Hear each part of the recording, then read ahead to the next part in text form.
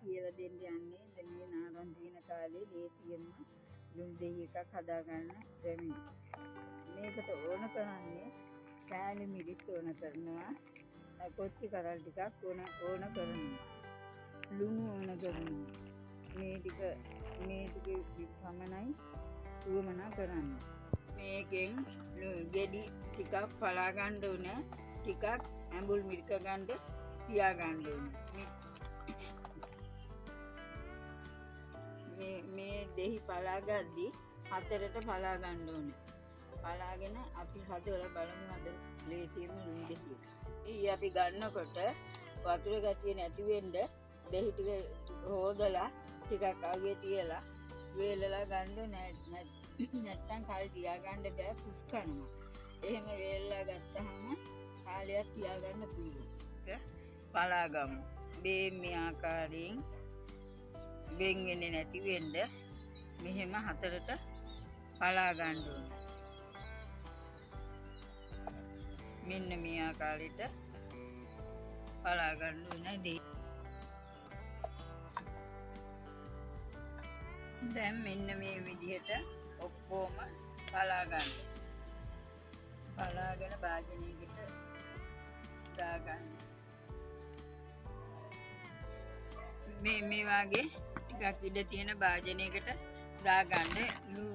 ලුණු එහෙම දාලා කෑලි මිරිස් කුඩු එහෙම දාලා හොඳට කලවම් කරගන්න ඕනේ. හින්දා මේ වගේ ලොකු භාජනයක් අරගෙන දාගන්න. දැන් අපි ඇඹුල් මිරික ගන්න මේ ඉතුරු දෙහි ටික දෙකට පලා ගන්න. මෙන්න මේ විදිහට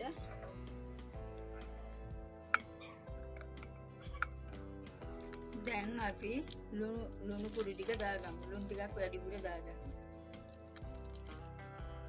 ඊළඟට අපි කෑලි මිරිස් කුඩු ටික දාගමු. ඊපස්සේ අපි මේ දෙහි ටිකයි ලුණු ටිකයි කෑලි මිරිස් හොඳට මේ විදිහට අනා ගන්න ඕනේ. දැන් අපි උණු වතුරෙන් හොදලා බෝතලයක් වේලලා අපි තියාගත්තානේ. ඒ බෝතලයට දැන් මේ ගෙඩි ටික ඔක්කොම දාගමු.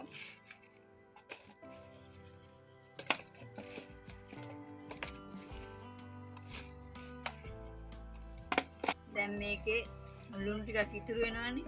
ඒ ලුණු කුඩු ටිකත් මේම දාගන්න ඕන. ඊටගෙන තියාගත්තු ඇඹුල් ටික මේ විදිහට මේකට හලා ගන්නවා. හලාගෙන ඔන්න ඔය විදිහට හොලවන්න. ලුණු ටික හැම තැනටම යන්න මේ විදිහට හොලවන්න. හොලවලා මේක සතියකට පාරක් විතර මෙහෙම ඔහොම හොලවලා කලවම් කරලා තියන්න. මාසයක් දෙකක් විතර තියන්න. ඊට පස්සේ ආයේ තම්බලා ගන්න ඕනේ නැහැ.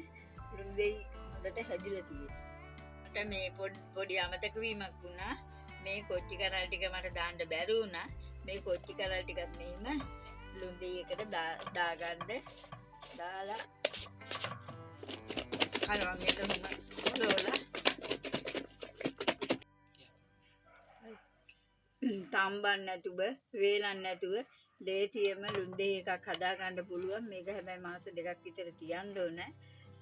ඒ පැත්ත මේ පැත්ත ඔහොම පෙරලා තිබ්බහම මේක බහිනවා. බැහැලා අර ලුණු දෙහි වාගෙම රසට තියෙනවා.